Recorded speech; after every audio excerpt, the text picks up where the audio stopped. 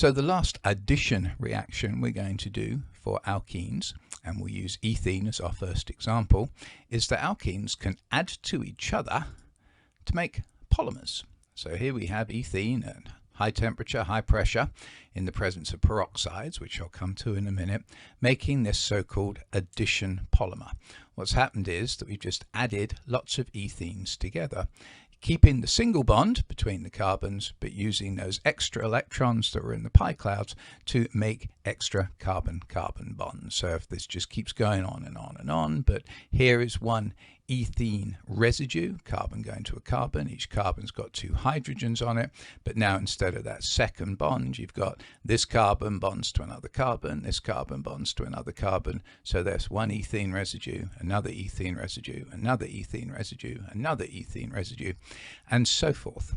Now when you polymerize ethene, you make polyethene or polyethylene, or polythene for short, because for heaven's sake we don't want that extra E in the name, do we? Something that I trust you're extremely familiar with. Very, very important industrial process, billions and billions of pounds associated with it worldwide.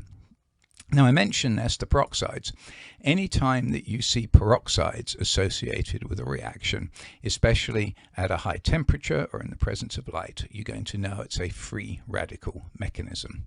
Now as my sample mechanism, I'm going to use hydrogen peroxide. That's not the one that's used industrially, but I don't want to cloud things up with funny little peroxides, but they all work the same. Because when you shine light on peroxides, when you have high temperature with peroxides, this oxygen-oxygen bond breaks homolytically. So one electron goes to that oxygen, one electron goes to that oxygen, and you make two hydroxy radicals. Okay, we saw this before in the extension for the hydrobromination free radical, or we saw it in the core material, not with hydroxides, but with bromine or chlorine, when we talked about the bromination or the chlorination of alkanes. So we got these free radicals, very, very, very reactive species. So one of these free radicals finds itself an ethene, and of course there's lots of electron density in this double-double bond. So what the radical says is, it says I will put an electron into a bond if you put an electron into a bond, at which point this double bond breaks homolytically. One electron is associated with this carbon, one electron is associated with the right hand carbon. Now the electron that is associated with the left hand carbon gets together with the electron from the hydroxy radical to make a new bond, but the electron that's associated with the right hand carbon just now turns into another radical. So be sure you see where this comes from. Two electrons in this bond, one from the hydroxy radical, one from the double bond here, and this extra electron in this CH2, this radical on this CH2, comes from the other electron in the pi bond. So now we've got another radical, and that radical can find itself another ethene molecule. Same process happens. Make a bond between this CH2 and this CH2, and the radical moves from this carbon to that carbon. And you can see how this will go on and on and on and on in lots of those propagation steps. So free radical mechanism for most making of polyethylene. Now another really important polymer that comes from alkenes is the one where you make polypropylene, starting off with propene here. Now initially, when polypropylene was first made, it wasn't very useful at all. It was done using a radical reaction, so that high temperature, high pressure, then the peroxides that we talked about in the last one. But the difference between ethylene and propylene, or ethene and propene, or polyethylene and polypropylene, is polypropylene has these methyl groups that stick out on the branch. Now when you polymerize propylene or propene using the radical mechanism, you get what's called atactic polypropylene. That's where the methyl groups are on just random sides. Now of course I limited how much of these I drew, but you might have coming out at you, going away from you, out at you, out at you, maybe the next one's out at you or away from you, and so on. There's no pattern towards the arrangement of these methyl groups. And that meant that polypropylene was actually a polymer that really didn't have very many useful properties. In the 1950s, two scientists, Ziegler and Natta, combined together to come up with a way in which you can use a transition metal catalyst to do the polymerization of ethene and of propene. Now, with the ethene polymerization, then it made what was called high density polyethylene, which is actually much more useful than the low density polyethylene that you get from the radical polymerization. With polypropylene, they turned it from just being a curiosity in which you have these atactic, pretty useless polymers, to where you could either make the polymer in which all the methyl groups are on the same side, drawn here as coming at you, so-called isotactic, iso being the same, or this one here where the methyl groups are alternating, so-called syndiotactic polypropylene. Both of these much more important, much more useful, and so because of Ziegler and Natta catalysis, not only did the polyethylene industry improve, but the polypropylene industry actually developed again into a multi-billion-pound industry.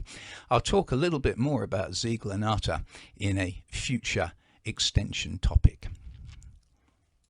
Right now, though, let's just spend a couple of slides talking about the general ethene polymerization.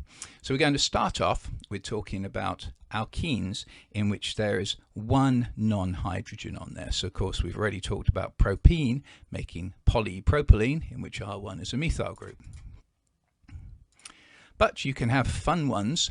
So, for example, R1, this extra group there being a phenyl group, we'll talk much more about that later on. This is known as styrene, and when you polymerize styrene, so there again the double bond becomes a single bond and you just get the continuation of the polymer, then you get polystyrene or styrofoam, as I know a lot of you have used before.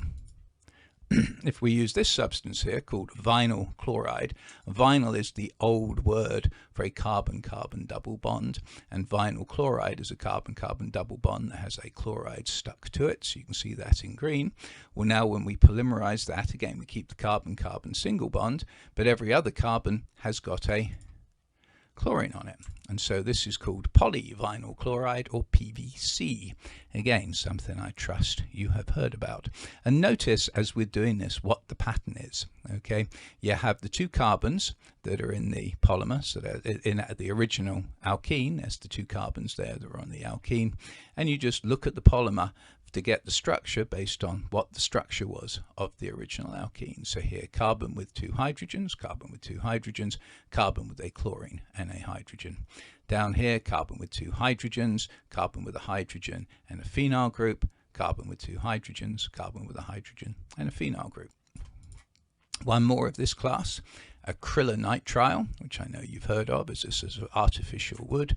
Here you have this cyanide or nitrile group that's on one of the carbons. So again, looking at the structure of the polymer, carbon with two hydrogens from the left-hand carbon in the original alkene, carbon with one hydrogen and a nitrile or a cyanide group, the right-hand carbon in the original alkene. Up till now, we've been talking about alkenes that have nothing but hydrogens, as in ethene, or in which one of the positions on carbon 2 is something else, a methyl group for the propylene, polypropylene, a chlorine for the PVC, and so on. But there's no reason to just use so-called mono-substituted alkenes. There is a nice series of polymers that can be made where the carbon 2 there has got two different substituents on it. When I say different, saying they're not hydrogens. And so you can get this polymer again. Look at the pattern. Double bond turns into a single bond. The left-hand carbon, carbon 1 in the original alkene, has two hydrogens. Carbon 2 in the original alkene now has R1 and R2, where those stand for groups that are not hydrogen. Now, when both of those are chlorines, so you have 1,1-dichloroethene, polymerize that together and you get this species here. Again, look at the pattern.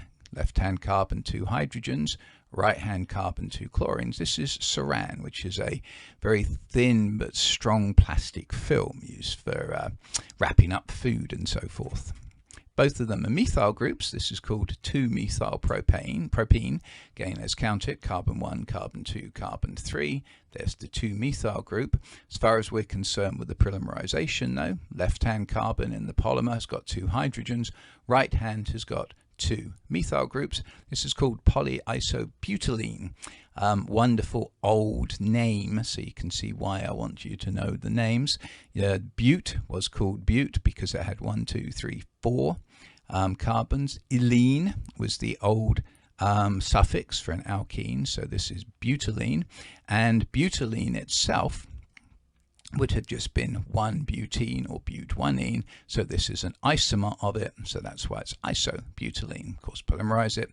Polyisobutylene, an early form of artificial rubber.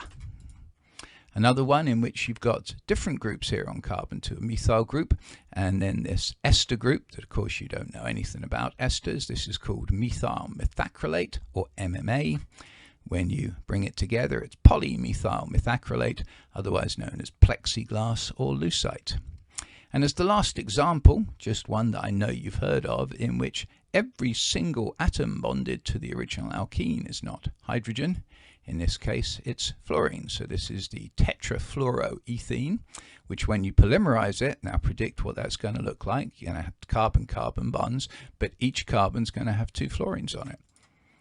You make this Teflon, non-stick, all the good fun stuff that means that you can have a nice fried breakfast without messing up the pan, which actually sounds like a really good idea. Okay, so I whiz through the polymerization of alkenes. Obviously, this is an extremely important topic of massive industrial importance, as I hope you've got by the examples that I used. And like I said, in a later extension topic, we'll talk a little bit about the transition metal catalysts developed first of all by Ziegler and then also applied by Nata that revolutionized the polymer industry. For now, hope you enjoyed it, and we'll now look at the worksheet.